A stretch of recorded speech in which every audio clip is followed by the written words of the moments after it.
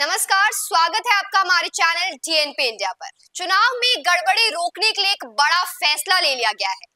अब आपका voter ID card आपके आधार कार्ड से जुड़ेगा। ये कैसे होगा और इससे क्या बदलने वाला है, आज की इस वीडियो में आपको सब बताएंगे। साथ ही बताएंगे कि इस फैसले पर राजनीतिक दलों ने क्या कहा है, तो वीडियो अंत तक जरूर देखें। भारत में आने वाले महीनों में वोटर आईडी को आधार कार्ड से जोड़ने की प्रक्रिया को तेज किया जाएगा। भारतीय संविधान के अनुच्छेद 326, 1950 के एपीआरसी अधिनियम और सुप्रीम कोर्ट के फैसलों के अनुसार चुनाव आयोग ने ये निर्णय लिया है कि आधार और मतदाता पहचान पत्र को जोड़ा जाएगा। इस विषय पर चर्चा करने के लिए चुनाव आयोग ने एक महत्वपूर्ण बैठक आयोजित की। मुख्य चुनाव आयुक्त ज्ञानेश कुमार की अध्यक्षता में आयोजित इस बैठक में केंद्रीय गृह सचिव, विधि मंत्रालय के सचिव, इलेक्ट्रॉनिक्स और मिनिस्ट्री ऑफ इंफॉर्मेशन टेक्नोलॉजी के सचिव, यूटी के सीईओ और चुनाव आयोग के टेक्निकल एक्सपर्ट्स ने भाग लिया। इस दौरान चुनाव आयुक्त डॉक्टर सुखबीर सिंह संधू और डॉक्टर विवेक जोशी भी उपस्थित रहे। संविधान का अनुच्छेद 326 ये स्पष्ट करता है कि केवल भारतीय नागरिकों को ही मतदान करने का अधिकार है। हालांकि आधार कार्ड केवल व्यक्ति की पहचान प्रमाणित करता है, नागरिकता नहीं।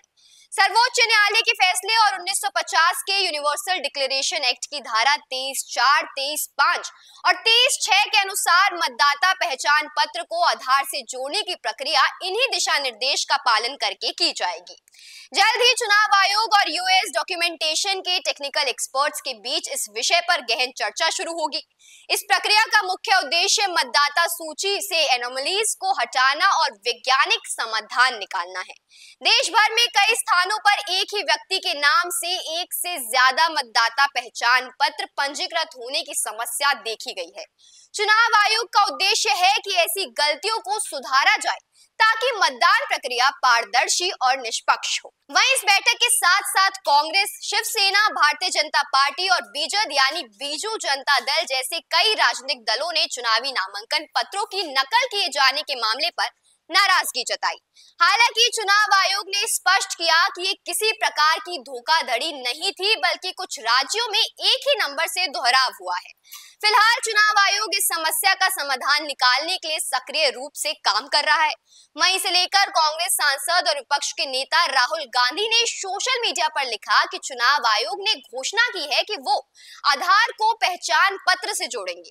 उन्होंने ये भी कहा कि भारतीय गठबंधन और संगठन के नामांकन पत्रों में असामान्य रूप से बड़ी संख्या में नाम पाए गए हैं।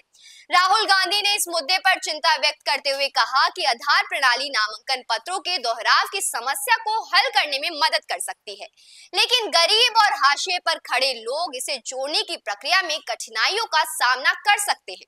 उन्होंने मांग की कि चुनाव आयोग तकनीकी समस्याओं को हल करे और ये सुनिश्चित करे कि कोई भी भारतीय नागरिक अपने मत अधिकार से वंचित ना हो। राहुल गांधी ने यह भी कहा कि मैं अपने पहले की मांग को दोहराते हुए यह अनुरोध करता हूं कि चुनाव आयोग महाराष्ट्र विधानसभा और 2024 लोकसभा चुनाव के लिए नाम जोड़ने और हटाने की पूरी सूची सार्वजनिक रूप से साझा करे।